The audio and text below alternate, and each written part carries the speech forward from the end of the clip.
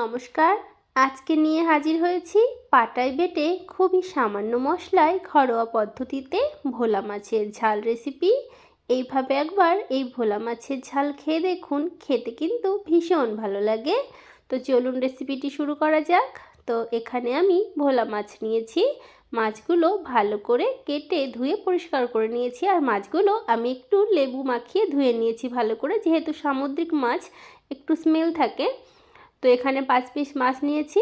এবারে মাছগুলো আমি নুন হলুদ দিয়ে মেখে নেব, তার জন্য নুন আর হলুদ গুঁড়ো দিয়ে দিলাম।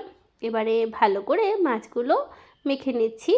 মাছগুলো বেশ বড় সাইজের, আমি আর 2 টুকরো করিনি, এরকম গোটা গোটা খেতেই বেশি ভালো লাগবে। তো মাছগুলো মাখা হয়ে গেছে, কিছুক্ষণ থাকবে, তারপরে ভাজবো। তো এদিকে দেখুন আমি কড়াইতে সর্ষের তেল দিলাম। আর যে কোনো ঝাল ঝোল মাছের এই সর্ষের তেলে করলে খেতে বেশি ভালো লাগে। তেলটা গরম হয়ে গেছে, এবারে নুন হলুদ দিয়ে মেখে রাখা ভোলা মাছগুলো একে একে দিয়ে দিচ্ছি। আর মাছগুলো উল্টে পাল্টে আমি একটু লাল লাল করে ভেজে নেব। আর ভোলা মাছ একটু ভালো করে ভাজতে হয়, তাহলে খেতে ভালো লাগে। তো মাছগুলো ভাজা হয়ে গেছে, একে একে বাকি মাছগুলো আমি একই রকম করে একটু লাল লাল করে ভেজে নিচ্ছি। তো এই মাছগুলো আমার ভাজা হয়ে গেছে। কড়াইতে আমি সর্ষের তেল দিচ্ছি আর একটু, তবে তেলের পরিমাণটা খুবই কম রেখেছি। তেলটা গরম হলে ফোড়নে দেব গোটা জিরে, আর এখানে 2টো ছোটো সাইজের পেঁয়াজ কুচি দিয়ে দিচ্ছি। আর মশলার পরিমাণটা খুবই কম রেখেছি বন্ধুরা। পেঁয়াজটাকে আমি একটু লাল লাল করে ভেজে নেব। তো আপনাদের সঙ্গে কথা বলতে বলতে পেঁয়াজটা আমার লাল লাল করে ভাজা হয়ে গেছে। এখানে আমি কিছু পাটাই বাটা মশলা দিচ্ছি। এখানে 2 থেকে 3 কোয়া রসুন, একটু আদা, গোটা জিরে আর কাঁচা পাকা লঙ্কা আমি পাটায় বেটে নিয়েছি, সেই মশলাটা দিলাম। সাথে বাটি ধোয়া জল দিয়ে দিলাম, দিয়ে ভালো করে আমি একটু কিছু সময় নাড়াচাড়া করে নিলাম।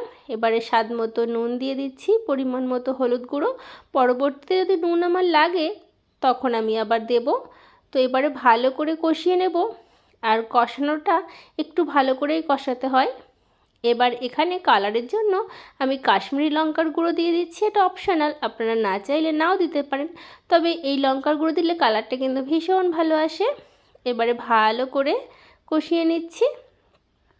তো আপনাদের এই রেসিপিটি কেমন লাগছে অবশ্যই কিন্তু বন্ধুরা কমেন্ট বক্সে জানাতে পারেন।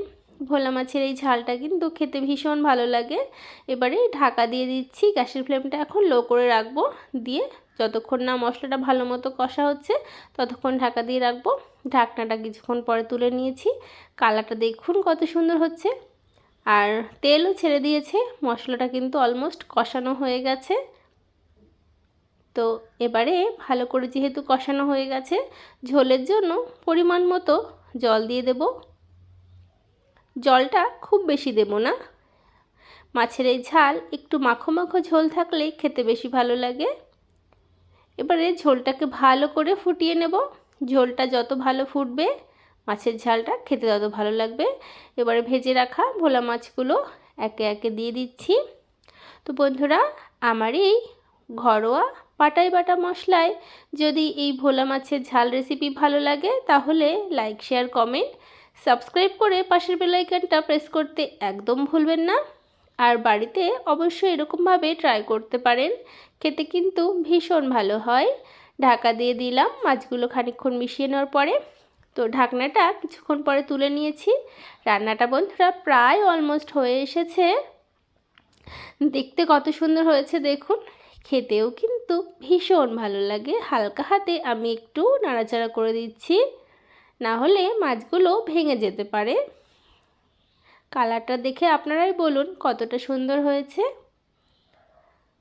তো আপনারা চাইলে এর মধ্যে একটু ধনেপাতা কুচি দিতে পারেন, তবে আমার কাছে ধনেপাতা ছিল না, তো সেই জন্য আর দেওয়াও হলো না। আপনাদের কাছে থাকলে দেবেন, তাহলে আরও ভালো লাগবে খেতে। তো বন্ধুরা অবশ্যই ট্রাই করবেন আর কমেন্ট করে জানাবেন কেমন লাগলো। এই যে সাঁড়াশি একটু নাড়িয়ে দিচ্ছি যাতে মাছগুলো ভেঙে না যায়। এবারে একটা পাত্রে নামিয়ে নিচ্ছি।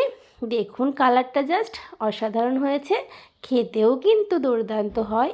গরম গরম ভাতে যদি এইরকম একটা মাছের ঝাল বা ঝোল থাকে তাহলে আর কি চাই। বাড়িতে অবশ্যই ট্রাই করবেন। আপনাদের অসংখ্য ধন্যবাদ ভিডিওটি দেখার জন্য। দেখা হবে অন্য ভিডিওতে। আজ তবে বিদায় নিচ্ছি বন্ধুরা, আপনারা ভালো থাকবেন, সুস্থ থাকবেন।